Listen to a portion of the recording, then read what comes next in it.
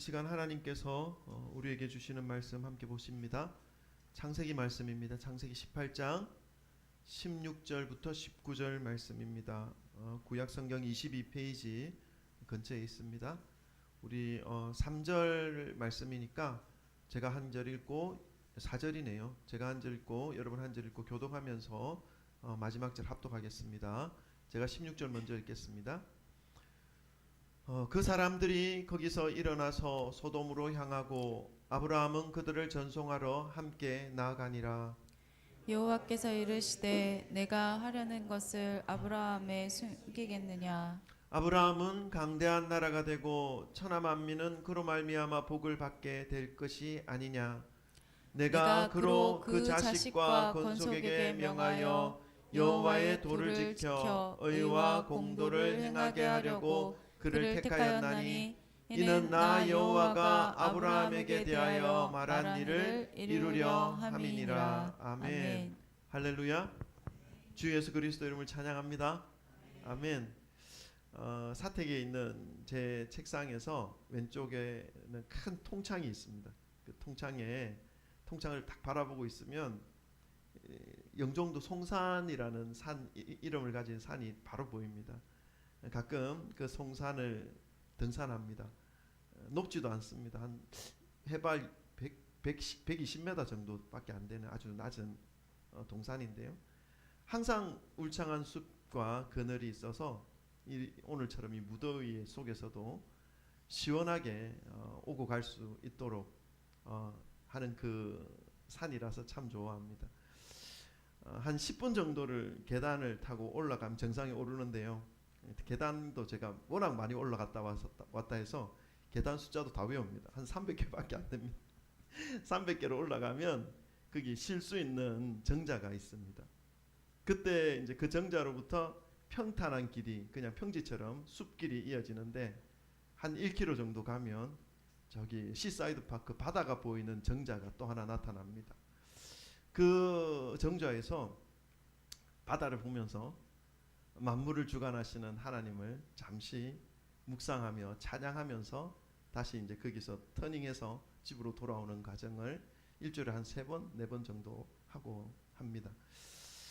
한 해가 벌써 절반이 지나갔다고 생각하니까 이 송산을 등산할 때의 그 과정과 겹쳐져서 딱 코스의 절반인 그곳 송산정이라고 하는데 찬양하면서 묵상하면서 하나님을 생각했던 그 정자까지가 올 한 해 벌써 도달했다라는 생각이 들고 이제 남아있는 이 절반은 되돌아오는 그 길이 이제 남아있다라는 생각이 들었습니다. 참 한 해가 빠르다는 생각이 듭니다. 등산도 돌아오는 길이 훨씬 빠르게 느껴지거든요. 그래서 2026년 이제 절반 남았는데 이 기간 동안 주님 앞에서의 부르심 그리고 주님 앞에서 더욱 온전한 모습으로 우리가 믿음의 삶을 살아가시기를 간절히 소망합니다. 오늘도 우리가 말씀 받기 전에 우리 그리스도의 지체된 형제 자매님들과 서로 인사 나누고 말씀 받아야 되겠죠? 우리 돌아보시면서 사랑합니다. 축복합니다. 잘 오셨습니다. 할렐루야. 네, 오늘은 또 멀리 부산에서 최경선 권사님께서 함께 예배를 드리십니다. 할렐루야. 감사합니다. 감사합니다. 아멘. 아멘. 아멘. 네, 여러분 2026년이 벌써 절반도 채 남지 않았습니다. 이것처럼 우리의 이 남겨진 인생도 점점 이제 줄어들고 있다라고 생각하니까 그냥 말씀을 준비하면서 하나님 말씀 앞에서 우리가 어떤 마음과 어떤 모습으로 말씀을 받아야 될지 그리고 그 말씀대로 우리가 어떻게 살아야 할지를 좀 더 마음에 깊이 생각할 수 있는 시간을 가질 수 있었습니다. 오늘 말씀을 통해서 하나님께서 우리를 저와 여러분을 하나님의 자녀로 주님을 가까이서 섬길 수 있는 백성으로 그리고 친구로 불러주신 이유를 함께 살펴보기를 원합니다. 그래서 이 시간 성령님께서 이 말씀을 통해서 허락해 주시는 하나님의 마음을 저희들에게 깨닫게 해주심으로 주님의 마음을 품고 남아있는 우리의 삶을 말씀에 합당한 마음과 생각으로 순종하시며 살아가시기를 주님의 이름으로 축원드립니다. 성경은 천지를 창조하신 그 하나님의 역사하심부터 시작해서 예수 그리스도로 이어지는 구원의 이야기입니다. 그래서 성경을 설명할 때에 구약에서는 예수 그리스도에 대한 그림자를 설명하고 있고, 신약에서는 예수 그리스도께서 이 땅에 오심으로 하나님께서 구약에서 약속하신 그 약속의 성취가 되어지는 것으로 설명하고 있습니다. 그러니까 신구약 전체가 예수 그리스도께로 초점이 맞추어져 있는 말씀인 것이죠.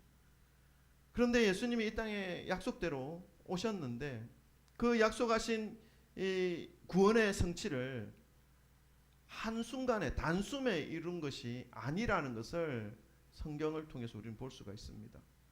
하나님은 그 구원을, 약속하신 그 구원을 이루시기 위해서 계속해서 사람을 선택하십니다. 그리고 그 사람을 선택하셔서 그 구원을 이루어 가게 하십니다. 그 과정 속에서 선택된 몇 명의 사람들에게 성령의 감동함을 허락하여 주심으로 인간의 언어로 하나님의 이 구원의 과정을, 그 구원의 역사를 기록하게 하셔서 하나님의 구원의 과정을 볼 수도 있고 읽을 수도 있도록 우리에게 남겨주신 계시의 책입니다. 오늘 우리가 읽었던 창세기 18장 16절부터 19절 그 말씀 가운데에서도 하나님께서 모세에게 허락하신 성령의 감동을 통해서, 감화를 통해서 기록하게 하셔서 남겨주심으로 우리가 그 내용을 보고 그 내용을 말씀하신 하나님의 마음이 어떤 것인지를 묵상하면서 또 성령께서 주시는 깨달음으로 인해서 우리의 마음에 새길 수가 있게 되는 것이죠. 그래서 하나님께서 남겨주신 이 말씀은 그 한 구절 한 구절이 하나님의 목적이 있다는 것입니다. 의도된 하나님의 마음이 그 속에 담겨져 있다는 것을 우리는 기억해야 합니다. 그래서 그 마음이 뭘까 생각하면서 말씀을 묵상하기도 하고 말씀을 읽기도 해야 되는 것이죠. 창세기를 읽고 있으면 하나님의 전능하심, 하나님의 전지하심, 하나님의 절대적인 능력, 하나님의 권능에 대하여 참 많이 볼 수도 있고 겪을 수도 있습니다. 천지 창조에서부터 그리고 아브라함, 이삭, 야곱, 요셉, 이스라엘 백성들의 그 조상들에게 나타나신 절대적인 하나님의 권능을 소개하고 있죠. 하나님이 왜 창세기에 하나님의 그 절대적인 힘과 권능의 모습을 기록으로 남기게 하셨을까요? 창세기는 저와 여러분 다 잘 알고 있듯이 모세가 기록한 것으로 알고 있습니다. 그럼 언제 이 창세기를 기록했을까? 창세기를 기록한 그 배경 언제 기록하셨을까 하는 그 질문에 대해서는 많은 성경학자들이 하나님의 절대적인 도움과 권능으로 애굽, 이집트를 탈출하고 이제 그 200만 명이 좋게 넘는 이스라엘 백성들과 함께 광야를 살아가고 있는 그 당시에 모세가 기록하였다라고 정리를 하고 있습니다. 그러니까 이스라엘 백성들은 430년이라고 하는 이 세월 동안 애굽에서 종살이를 했던 노예들이었습니다. 그 노예들이 지금 모세와 함께 광야로 나오게 된 것이죠.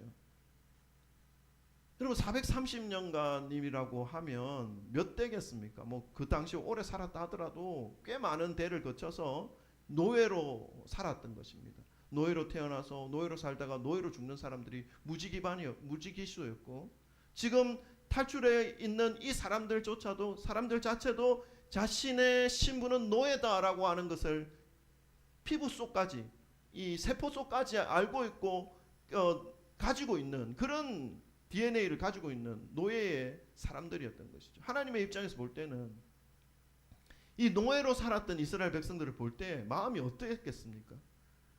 자, 어릴 때 누가 이 사람을 모르시나요? 이 노래가 제게 들려왔던 때가 있었습니다. 그래서 피켓 들고 전쟁의 그 소용돌이 속에서 부모 형제를 잃어버린 그 사람들을 찾기 위해서 애타게 방송했던 그 TV의 장면이 있었거든요. 제가 어릴 때, 초등학교 때. 우리나라 전쟁 때 부모와 자식이 이산 가족이 되어서 40년 만에 극적인 재회를 하는 그런 모습들도 확인할 수 있었는데, 근데 그때 제 눈에 들어온 것은 부모는 아주 잘 살고 있는데 그때 잃어버린 그 자식은 배우지도 못했고 정말 궁핍하게 거의 자기가 누구인지도 모르고 자기가 알고 있는 딱 하나, 엄마의 특징이 여기에 점이 하나 있었다, 뭐 이것밖에 모르는 거예요. 여러분, 그때의 그런 자식을 만난 그 부모의 마음이 어땠을까요? 정말 반가울 뿐만 아니라 무너지는 것 아니겠습니까? 부모는 이렇게 그래도 살 만큼 살고 있는데 이 자식이 그때 잃어버려져 가지고 얼마나 큰 고생, 많은 고생을 했을까 하는 그런 마음이 들겠죠. 그것과 같습니다.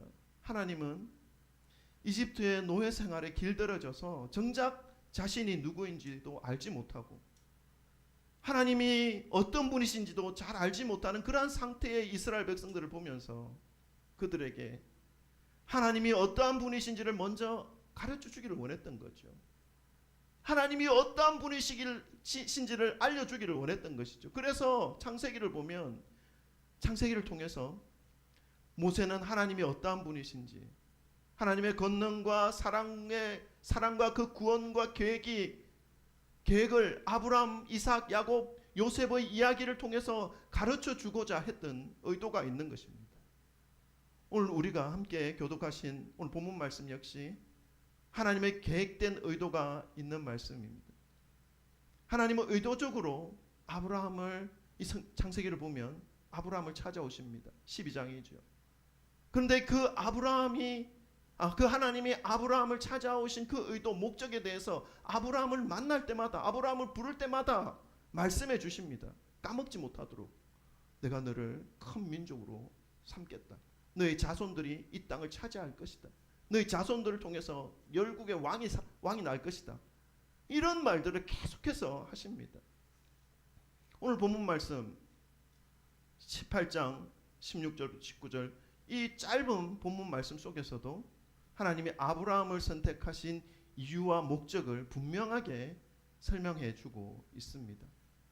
여러분, 오늘 본문 말씀은 아브라함이 대표성을 가지고 하나님 앞에서 선택된 목적을 말씀하고 있습니다. 아브라함이 대표성을 가진다는 말씀은 이 말씀이 저와 여러분을 선택하신 하나님의 목적과 동일하다는 것을 말씀하고 있습니다. 여러분이 지금 이 자리에 앉아 계신 것, 하나님의 부르심 앞에 부르심을 받을 수 있었던 그것 역시 아브라함을 선택하신 하나님의 목적과 계획과 동일하다는 것을 우리는 기억하면서 말씀을 보아야 할 것입니다. 아브라함을 선택하신 하나님께서 동일한 목적과 이유를 가지시고 저와 여러분을 선택하셔서 이 믿음의 대열에 세워주신 것입니다. 그렇다면 오늘 말씀을 통해서 우리가 믿음의 삶을 살아가게 될 때에 어떠한 모습과 어떠한 자세로 살아가야 할 것인지를, 우리가 하나님에 대하여 어떠한 마음과 어떠한 믿음과 신뢰를 가지고 나아가야 할 것인지를 말씀을 통해서 함께 깨닫기를 소망합니다. 그 깨달음 위에, 그 밑바탕 위에 믿음과 신뢰를 가지시고 우리를 부르신 하나님의 그 뜻에 합당한 삶을 살아가기를 소망합니다.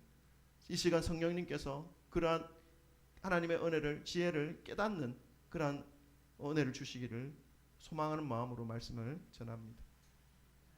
하나님께서 우리를 선택하신 목적 첫 번째는요, 오늘 본문 말씀에 나와 있습니다. 강대한 나라가 되게 하기 위함입니다. 우리 한번 보실까요? 강대한 나라가 되게 하기 위한 것입니다. 18절 우리 다 같이 읽겠습니다. 시작. 아브라함은 강대한 나라가 되고 천하 만민은 그로 말미암아 복을 받게 될 것이 아니냐. 아멘. 하나님께서 아브라함을 선택하신 이유, 그 첫 번째는 그로 강대한 나라가 되게 하기 위함이다 말씀합니다. 여러분, 이 강대한이라고 사용되어진 이 단어를 영어로 찾아보니까 great and powerful 이라는 단어로 쓰고 있습니다. 크고 아주 힘 있는 이런 의미죠. 히브리어로 보면 가돌이라는 단어를 쓰고 있는데 그 의미도 역시 위대한, 큰, 강한 그런 의미를 가지고 있습니다. 근데 성경을 보고 있으면 이스라엘 백성들이 이 가돌, 오늘 말씀하신 대로 강대한 나라, 크고 강하고 위대한 힘을 가지고 있었을 때가 있습니다. 그리고 반대로 똑같은 이스라엘 백성들인데 그 강대함, 힘, 강함, 어떤 능력을 잃어버리는 그런 때도 있습니다. 그러면 언제 크고 강하고 위대한 힘을 가지고 있었던 것입니까? 언제 그 모든 것들을 잃어버렸던 이스라엘 백성들이었습니까? 그것을 우리가 찾아보면 이 강함이라는 의미가 뭔지를 알 수가 있습니다. 언제 강하고 크고 위대한 힘을 가지고 있었냐 하면요, 하나님과 함께 연합하여 살아가고 있을 때, 하나님의 말씀을 준행하고 그 말씀을 지켜 행할 때는 늘 강하고 번성한 시절을 누렸습니다. 그렇지만 반대로 하나님의 품에서 떠나가기 시작할 때, 하나님의 말씀을 무시하고 자기의 생각을 더 앞세워서 하나님의 마음을 아프게 했던 그때는 어김없이 자신들보다 못한 이방 민족들의 공격을 받아서 압제받고 비참하게 눈치를 보면서 살아가는 그러한 모습이었다는 것을 알 수가 있습니다. 그러니까 성경에서 이 크고 강하고 위대하다라는 것의 그 의미는 육체적으로 힘이 세고 세력이 강하고 뭔가 대단한 존재를 의미하는 것이 아니라 하나님과 관련된 의미를 가지고 있다는 것을 알 수가 있습니다. 오늘 본문 말씀 18장 18절 말씀도 아브라함을 부르신 이유, 저와 여러분을 하나님께서 부르신 이유, 강한 나라를 만들기 위함이다라고 하는 이 말씀은 그냥 육체적으로 힘세고 기골이 장대하고 강한 나라를 그러한 의미가 있는 것이 아니라 하나님과 더 깊고 풍성한 관계를 세우고자 하시는 하나님의 목적과 의도가 있다는 말씀을 표현한 것이죠. 왜냐하면 하나님과의 관계가 깊으면 깊을수록, 하나님의 사랑 안에 더 깊이 잠기면 잠길수록 우리는 강대한 나라가 될 수 있기 때문입니다. 여러분, 뭐 지나간 역사의 얘기지만 미국을 한번 좀 살펴보십시다. 17세기 초에 영국의 국교 가톨릭이 위력을 떨칠 때에 그 신앙의 자유를 찾기 위해서 청교도들이라고 하죠. 기독교인들이 한 102명 정도 되죠. 메이플라워, 뭐 유람선이 아닙니다. 메이플라워 그냥 그 사람들이 탈 수 있는 배가 아니라 짐 실는 배입니다. 상선입니다. 그걸 타고 그냥 빠져나오죠. 그리고 유럽을 떠나고 이제 미국 대륙을 발견하게 되는데 2달 만에 대서양을 가로지릅니다. 그리고 미국 신대륙을 발견하는데 그 2달의 항해 기간 동안에 거의 절반이 죽습니다. 배멀미나 이런 것들.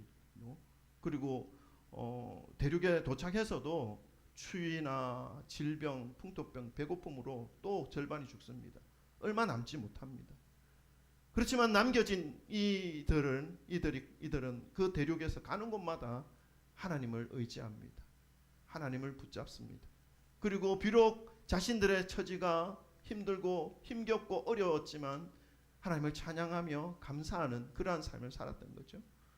하나님의 말씀에 귀 기울이고 주의를 거룩하게 지키며 그곳에서 경작을 하며 살아가기 시작했습니다. 그 모습으로 시작해서 점점 강성해진 것이죠. 하나님이 함께하여 주셨다라는 의미입니다.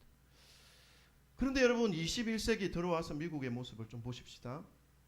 예전에 그 17세기 그들의 모습과 같을까요? 많이 달라졌습니다. 변질되었다는 거죠. 자유주의가 들어오게 되었고요. 하나님의 말씀을 중심으로 한 그 예배의 삶이 허물어져가는 것을 볼 수가 있습니다. 대표적인 게 2015년 미 연방 법원에서 동성 간의 결혼을 허용했습니다. 이것만 보더라도 하나님의 말씀에서 점점 벗어나고 있는 미국의 모습을 볼 수 있는 거죠. 그런 결과인지는 모르겠지만 오늘날의 미국의 어떤 모습들은 참 많이 흔들리는 모습을 많이 볼 수가 있어서 안타깝습니다. 우리나라 역시 마찬가지입니다, 여러분. 우리의 삶 역시 마찬가지이죠. 우리를 강하고 큰 나라로 만드실 목적으로 우리를 부르신 그 하나님의 말씀과 더 가까워질 때에 하나님은 우리를 지키고 더 강한 우리의 모습으로 만들어 주신다는 것을 기억하시기를 주님의 이름으로 축원합니다. 그리고 하나님의 말씀 앞에 철저히 순종하심으로 주님께서 강하게 하시는 나라로서 그 삶을 살아가시는 우리의 모든 모습이 되기를 주님의 이름으로 축원합니다. 하나님께서 우리를 부르신 이유, 우리를 강하게 하시기 위해 부르셨다는 것을 기억하시기 바랍니다. 그리고 두 번째입니다. 하나님께서 우리를 부르신 이유, 아브라함을 부르신 이유, 동일한 이유죠. 그것은 여호와의 도를 지켜서 의와 공도를 행하게 하려 합니다.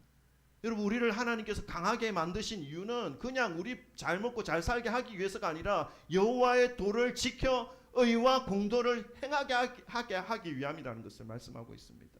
우리 19절도 한번 읽어보십시다. 다 같이 읽습니다. 시작. 내가 그로 그 자식과 건속에게 명하여 여호와의 도를 지켜 의와 공도를 행하게 하려고 그를 택하였나니. 네, 여기까지 읽읍시다.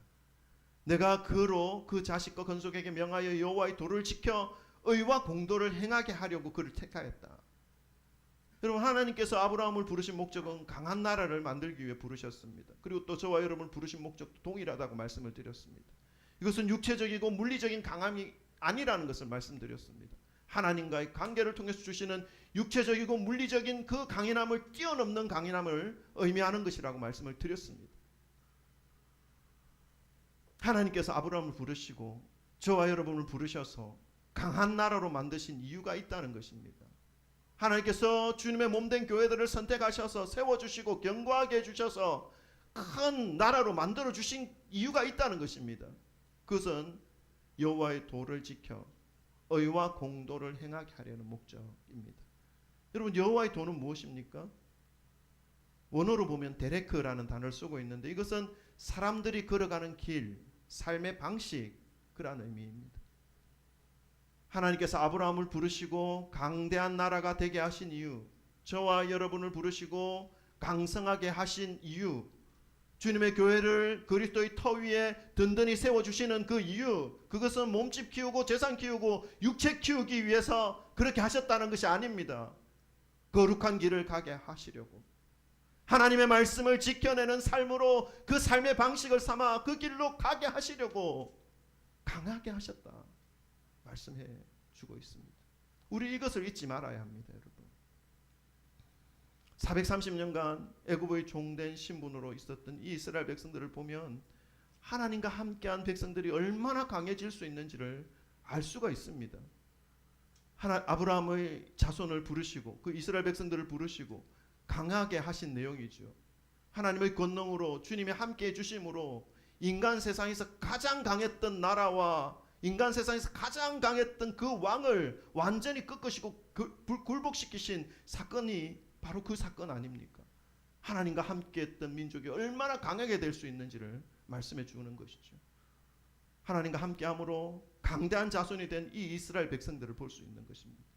그런데 홍해를 건너게 하시고 하나님께서 이스라엘 백성들을 출애굽하게 하신 이유가 있다는 것이죠. 그것은 그들을 강하게 하심으로 그들이 하나님의 도를 지켜 의와 공도를 행하게 하려 하심이다 말씀하는 것입니다. 이스라엘 백성들이 이 목적대로 계속해서 주님의 도를 따르면서 의와 공도를 행하며 살았다면 그들은 그 역사 속에서 그렇게 처참하고 비참하고 고생하는 세월을 보내지 않아서 될 것이었다라는 것을 명확하게 알려주고 있습니다. 우리에게 하나님이 주시는 메시지라는 사실을 우리 마음에 새기시기를 주님의 이름으로 축원합니다. 사랑하는 성도 여러분, 우리를 부르신 주님의 목적을 기억하시기를 소망합니다. 주님이 우리를 강하게 하시고 든든히 세워주시는 그 이유와 목적을 기억하시기를 소망합니다. 주님의 도를 따르며 주님의 의와 공도를 행하는 것이라는 사실을 잊지 마시기를 바랍니다.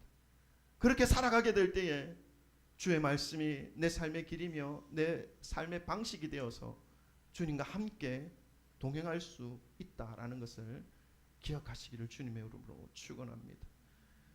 하나님이 아브라함을 부르신 목적, 우리를 부르신 목적, 세 번째도 있습니다. 세 번째는 뭡니까? 천하 만민이 복을 받게 하려는 목적이다는 것입니다. 우리 18절 말씀 19절 읽었다 다시 18절으로 넘어가는데 18절 한 번 더 읽겠습니다. 시작. 아브라함은 강대한 나라가 되고 천하 만민은 그로 말미암아 복을 받게 될 것이 아니냐. 아멘. 하나님께서 아브라함을 부르시고 축복하여 주셔서 강대한 나라가 되게 하시고 그리고 주님의 도를 따르면서 그의 의와 공도를 행하게 하신 이유는 아브라함에게 축복하신 그 축복이 그들에게만 머물러 있는 것이 아니라 모든 사람에게까지 흘러가게 하고자 하시는 하나님의 의도와 목적이 있다는 것을 말씀해주고 있습니다. 여러분, 저와 여러분을 하나님께서 부르시고 강대한 나라로 복을 내려주셔서 하나님의 의도, 하나님의 하나님의 말씀을 붙잡으며 의와 공도를 행하게 하심으로 인해서 우리의 삶을 통해서 또 다른 누군가가 하나님의 그 복을 받아 누릴 수 있는 그런 도구로 세워주시기 위해서 하나님 우리를 부르셨다는 것을 말씀해주고 있는 것입니다. 우리만 잘 살고 우리만 생각하면서 우리만 부족함 없으면 아무런 문제 없다라고 생각하며 살아가는 그 삶이 아니라 말이죠. 온 천하 만민이 아브라함을 통해서 저와 여러분을 통해서 저와 여러분이 하나님의 도를 따르며 말씀 앞에서 순종하는 그 삶을 살아가는 것으로 인해서 또 다른 누군가에게 오늘 말씀은 온 천하 만민까지 말씀하고 있습니다. 하나님의 은총이 흘러가게 하기 위함이다라는 것을 하나님의 목적으로 말씀하고 있죠. 여러분, 오늘 본문 말씀에 사용된 이 복이라는 단어는 바라크라는 단어 히브리를 쓰고 있는데 그것은 의미를 보면요, 이 복이 어떤 의미가 있냐면 무릎 꿇다, 찬양하다, 예배하다, 축복하다, 이런 의미가 있습니다. 이 바라크라는 단어 안에. 여러분, 어떻게 무릎 꿇다라는 이 단어가 복이라는 단어로 해석될 수 있습니까? 어떻게 찬양하다, 예배하다, 축복하다라는 이 의미가 복이라는 바라크의 의미가 될 수 있는 것일까요? 그것은 하나님 앞에 무릎 꿇을 때에, 주님께 찬양과 경배와 예배를 올려드릴 때에 세상 모든 사람들이 그토록 목숨 걸고 찾고 지켜내고 이루고 싶었던 그 물질과 행복이 바로 그 예배드리는 그때에 주님과 함께하는 그곳에 있다는 것입니다. 여호와 하나님을 예배하는 그곳에 주님의 은혜가 있고 주님의 구원이 있고 영과 육의 만족이 있고 마르지 않는 생수가 흘러 넘치는 그러한 은혜가 있다라는 것을 말씀해주고 있는 것이죠.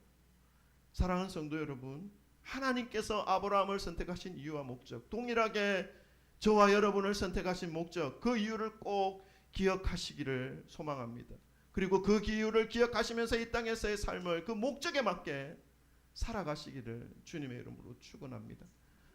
첫 번째는 뭡니까? 강대한 나라를 이루기 위함입니다. 이것은 하나님과 더 가까워질수록 우리가 강해질 수 있다는 것을 말씀해 주는 것이죠.